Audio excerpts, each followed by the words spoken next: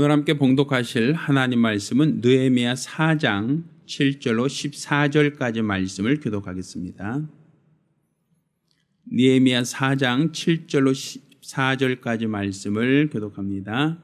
산발랏과 도비아가 아라비아 사람들과 암몬 사람들과 아스돗 사람들이 예루살렘 성이 중수되어 그 퇴락한 곳이 수보되어 간다함을 듣고 심히 분하여 다 함께 꾀하기를 예루살렘으로 가서 쳐서 요란하게 하자 하기로 우리가 우리 하나님께 기도하며 저희를 인하여 파수꾼을 두어 주야로 방비하는데 유다 사람들은 이르기를 흙무더기가 아직도 많거늘 담부하는 자의 힘이 쇠하였으니 우리가 성을 건축하지 못하리라 하고 우리의 대적은 이르기를 저희가 알지 못하고 보지 못하는 사이에 우리가 저희 중에 달려 들어가서 살육하여 역사를 그치게 하리라 하고 그 대적의 근처에 거하는 유대 사람들도 그 거처에서 와서 10번이나 우리에게 고하기를 너희가 우리에게로 와야 하리라 하기요 내가 성 뒤 낮고 넓은 곳에 백성으로 그 종족을 따라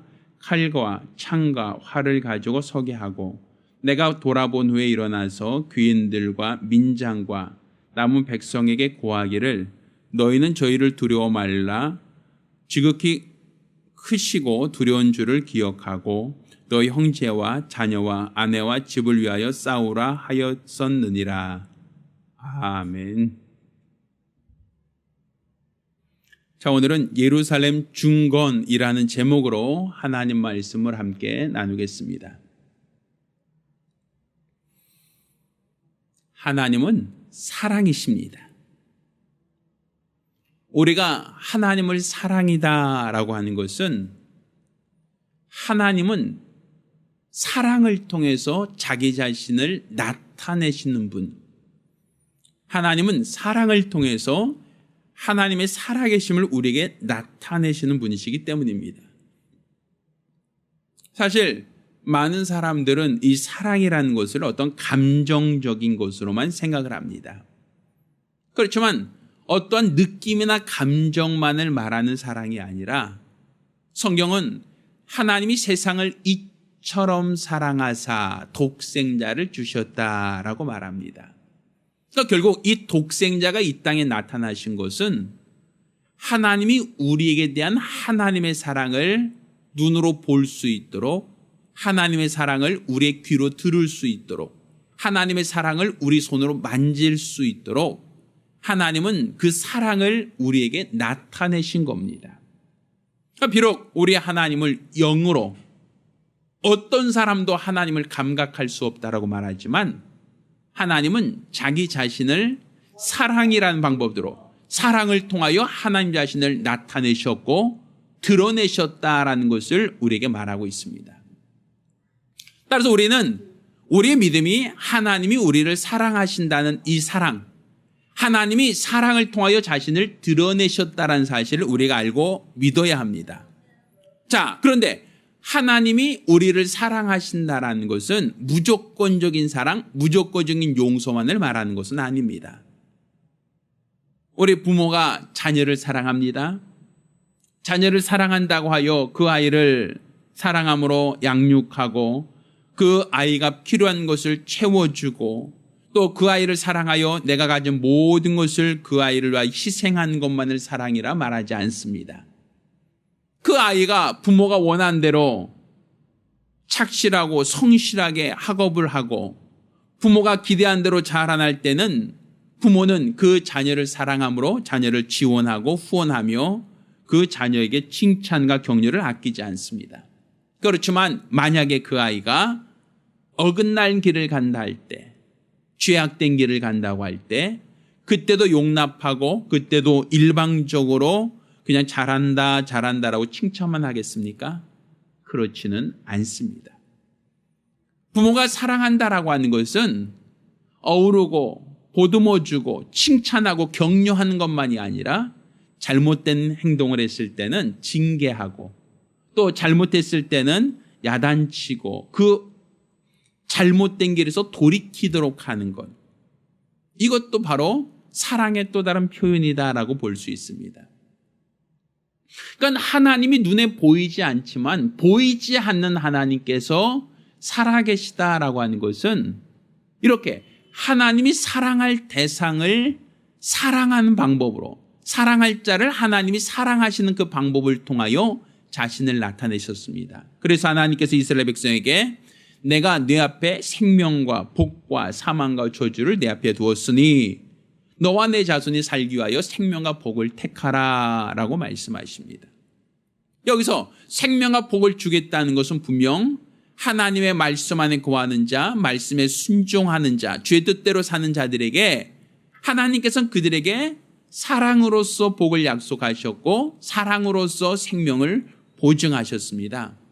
그렇지만 그들이 하나님 말씀을 떠나서 그릇된 길을 가고 하나님 말씀에 불순종하고 하나님이 보실 때 가증한 일을 한다라고 한다면 하나님께서 그것도 잘했다라고 용납하시는 게 아니라 이렇게 잘못된 길을 들어갈 때는 분명 그 자녀를 징계하시는 겁니다. 성경에 징계가 없는 자녀는 사생하다라고 말하죠. 그처럼 하나님께서는 징계를 통해서도 하나님의 또 다른 사랑의 방법을 우리에게 표현하는 겁니다. 그래서 예전에 우리가 부모님들이 자녀를 그 회초리를 들었을 때 그 회초리 이름을 사랑의 매라고 말하지 않았습니까? 사랑이라는 것과 매라는 것이 어울리지 않아 보이지만 자녀들이 잘할 때 매를 든다는 게 아닙니다. 자녀들을 칭찬할 때 매를 든다는 게 아닙니다. 자녀들이 그릇된 행동을 했을 때, 잘못된 길을 갔을 때 부모는 사랑으로 그 아이를 교훈하고 또 그 아이를 돌본다라고 볼 수 있는 겁니다. 자, 그렇다고 한다면 우리는 하나님이 사랑이시다라고 하는 것을 그냥 막연한 이야기, 관념적인 이야기, 그것으로만 우리가 들을 것이 아니라 하나님이 사랑이시다라는 것은 그분이 우리를 사랑하시되 때로는 말씀 안에 거하는 자, 말씀에 순종한 자에게 복과 생명을 더하시고 또 그가 하나님 뜻대로 살지 못했을 때, 말씀을 떠났을 때는 징계하시는 분이시다. 이것을 통하여 하나님의 살아계심을 나타내신다라고 볼 수 있습니다. 이스라엘의 역사는 이렇게 하나님의 살아계심을 이스라엘 백성에게 드러내신 역사라고 볼 수 있습니다. 하나님께서 아브라함 이후에 이스라엘 백성을 사랑하셨고 사랑한 자를 택하셔서 그들을 통해서 하나님의 사심을 드러내셨습니다. 그런데 하나님이 그들에게 자신의 사심을 드러내신 그 방법은 하나님이 그들에 대한 사랑을 나타내신 겁니다. 이스라엘 백성이 모세 때 받은 하나님의 계명을 듣고 그 말씀에 순종할 때는 하나님께서 사랑으로서 그들에게 복을 명하셨고 생명을 그들에게 더하여 주셨습니다. 그렇지만 반면에 그들이 하나님 말씀을 떠나 그릇된 길을 가고 하나님 말씀을 떠나 그들이 범죄했을 때는 하나님께서는 그들을 징계하시되 부모가 자녀를 징계한 것처럼 그들을 징계하심으로써 그릇된 길에서 돌이키게 하였고 죄악된 길에서 멀리하게 하셨습니다. 그러니 이스라엘의 역사는 그들의 태평성대, 곧 하나님 말씀에 순종함으로 태평성대를 누리다가 그들이 말씀을 어기고 평안한 삶 중에 그들이 계명을 불순종하게 되면 하나님이 이렇게 말씀을 떠나고 계명을 떠난 자들에게 하나님이 전쟁이나 혹은 질병이나 기근과 같은 그들에게 징계를 더하여 주십니다. 그러니까 그들이 이런 징계를 당할 때 그들이 마음을 돌이켜서 자신들의 죄가 있음을 깨닫고 다시금 하나님 말씀대로 살기로 결심하고 돌아온다면 하나님은 그들을 위하여 구원자를 보내셨고 그 구원자는 그들을 위경에서 건지시고 다시금 회복시켰던 것, 이게 바로 이스라엘의 역사입니다. 그러니까 역사가 반복된다라고 하는데 이스라엘의 역사는 이렇게 끊임없이 반복하고 또 반복하며 그들의 삶 속에 그들이 계명을 떠나면 징계를 받는다. 그들이 하나님을 떠나면 징계를 받는다.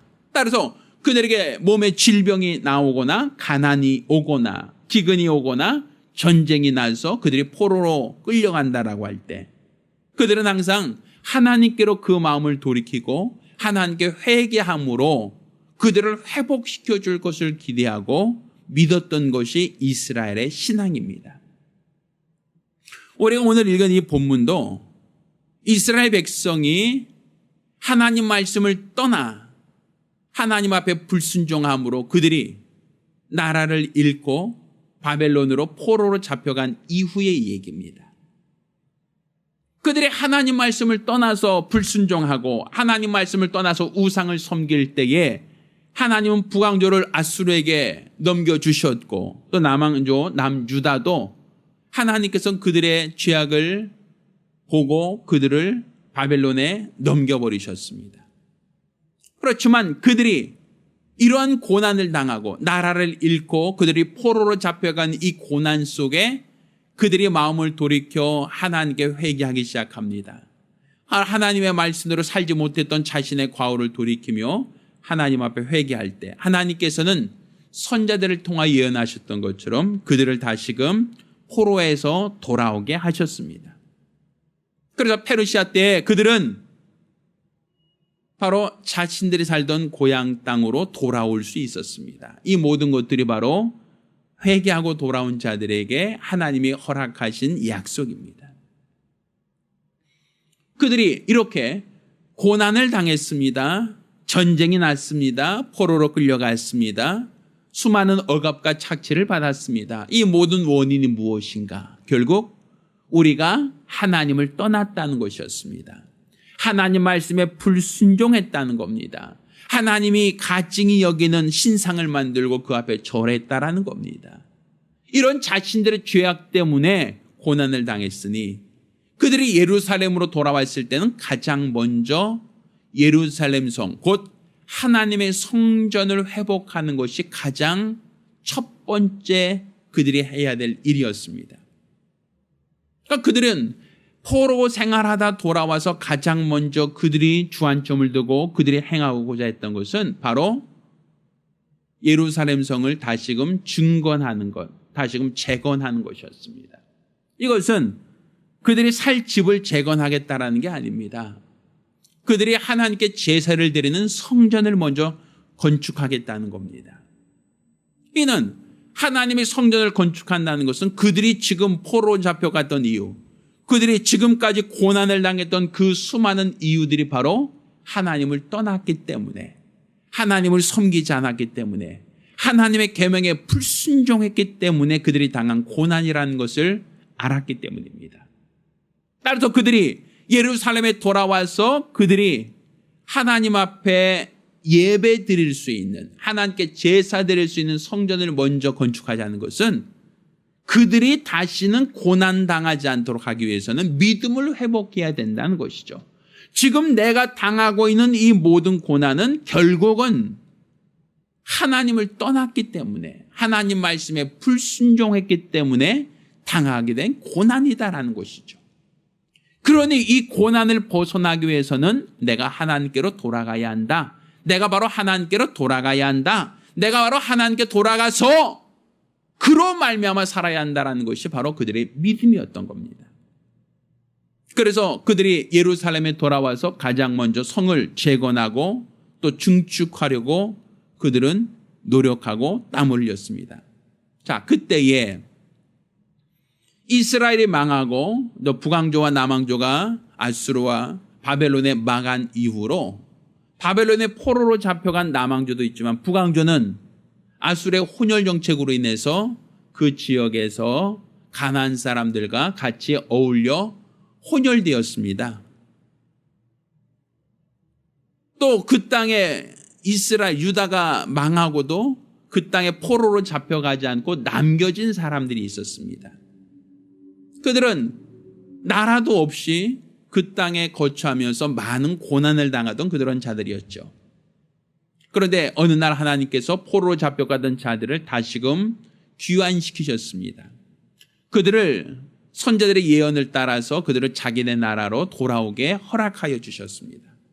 그래서 이스라엘 백성들은 이렇게 하나님께서 약속하신 대로 예루살렘에 돌아와 성전을 건축하려고 할 때, 그때 그 땅에 남아있던 유대인들, 그 땅에 남아있던 북왕조 이스라엘 사람들이 그 성전 건축을 같이 하자라고 제안을 합니다. 왜? 그들이 당한 고난이 다 무엇 때문이다? 바로 성전, 곧 하나님과의 관계가 끊어졌기 때문에, 우리가 하나님 말씀을 버리고 우상을 섬겼기 때문에, 지금 우리가 하나님 뜻대로 살지 못했기 때문에 당한 고난이라는 걸 알아서 그들이 성전을 재건하겠다, 다시금 우리의 믿음을 재건하겠다라고 할 때, 그때 그것을 같이 동행했으면 참 좋았을 텐데, 이스라엘 사람들은 바로 이렇게 세상과 타협한 자들, 이방인들과 타협하여 혼혈된 자들을 그 성전, 거룩한 성전을 건축하는데 동참시키기를 원하지 않았습니다. 오직 바벨론에서 포로로 돌아왔던 그들의 힘만으로 바로 이 예루살렘 성전을 재건하기로 그들은 마음을 먹었습니다. 자, 그러자 지금까지 예루살렘 성전을 같이 건축하자라고 했던 자들이 이제 포로에서 돌아온 자들을 핍박하기 시작합니다. 그들을 방해하기 시작합니다.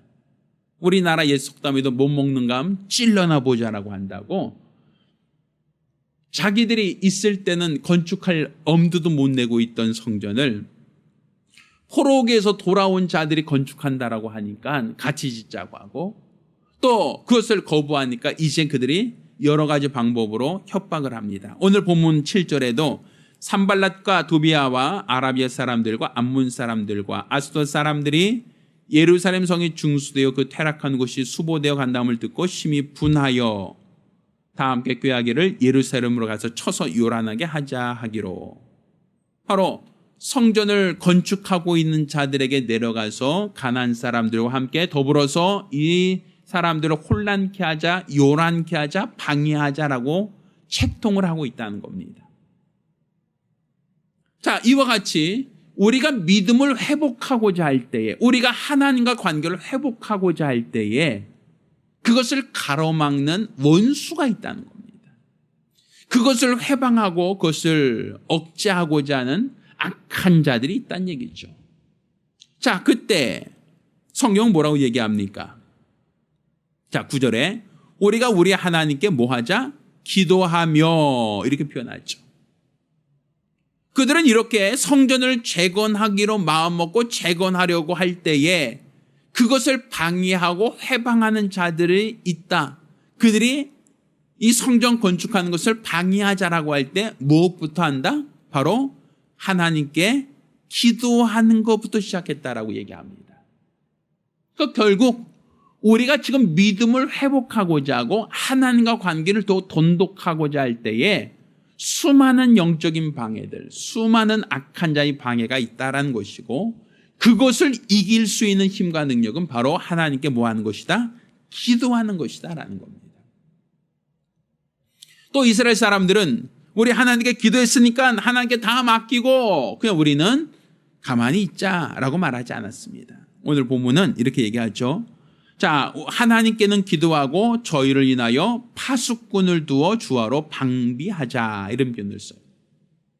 그러니까 우리 하나님께 기도하는 것뿐 아니라 또한 내가 인간적으로도 파수꾼을 세워서 주야로, 밤낮으로 그들이 회방하지 못하도록, 그들이 공격하지 못하도록 파수꾼을 두겠다라고 그렇게 정하고 있는 겁니다. 그러니까 여기서 우리의 믿음의 원리가 있죠. 우리가 하나님께로 돌아간다라고 하는 것, 하나님과 관계를 회복한다라고 하는 것은 하나님께 기도하고 그냥 나는 가만히 있는다라는 게 아닙니다. 하나님께 기도하는 것과 더불어서 나의 삶을 모든 방해, 모든 억압과 싸우려고 하는 결단이 있어야 된다는 겁니다. 내가 하나님께로 돌아가는 데 있어서 방해되는 것, 내가 하나님과 관계를 회복하는 데 있어서 방해되는 그 모든 것들을 이제 우리가 파수꾼을 두겠다, 혹은 칼과 창과 검을 들고 그들과 맞서 싸우겠다라고 하는 결단이 필요한 겁니다. 이렇게 함으로써 우리 하나님께서 그들을 통해서 일하시는 증거, 하나님이 그들을 통해서 역사하시는 거룩한 증거를 보게 되는 겁니다. 자, 이러했을 때 유대 사람들이 이걸 얘기합니다. 흙무더기가 아직도 많거늘 담보한 자의 힘이 쇠하리니, 우리가 성을 건축하지 못하리라 이런 표현을 씁니다. 그러면서 우리 대적은 이르기를 저희가 알지 못하고 보지 못한 사이에 우리가 저희 중에 달려가 살육하여 역사를 그치게 하리라.